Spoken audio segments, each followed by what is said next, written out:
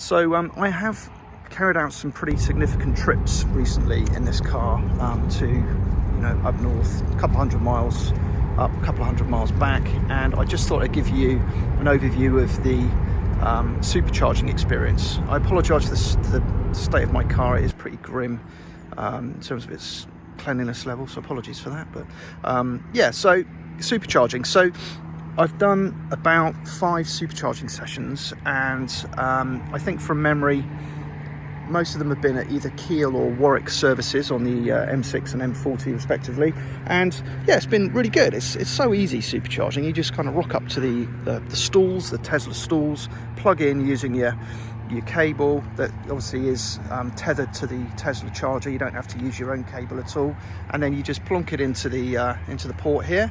You use both these inputs with a big chunky cable, and then it charges up, and it charges up phenomenally quickly, obviously because you're charging at a much higher rate than you would do if you were charging at home on a 7 kilowatt charger. So I've seen charging rates of 300 miles per hour, which has been phenomenal, which has been great. So I've only had to stay there for 20 minutes or so to add in another 100 miles of charge. So yeah, it's been really good. Very easy. You don't have to input any details. You just plug it in. It knows who you are. It charges your card that's associated with your Tesla account, and then it flags up how much you've paid instantly on your account, and you've got a history of all your charging as well on the app.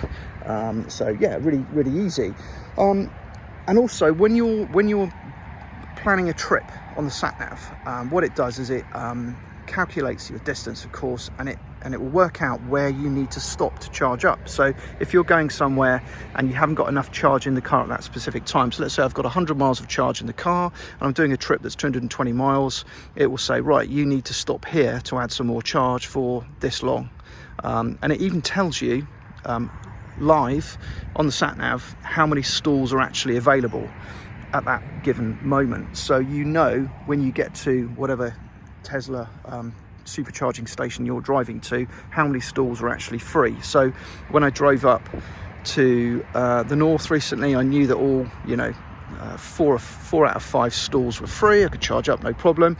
But then when I was coming home, it kept saying all the stalls are busy, all the stalls are in use, you can't charge up, you would have to wait. And it even kind of wanted to swap to a different location to charge at, where it knew that there were free supercharging stalls. So that again was very useful and clever, that it kind of dynamically works out where you can charge.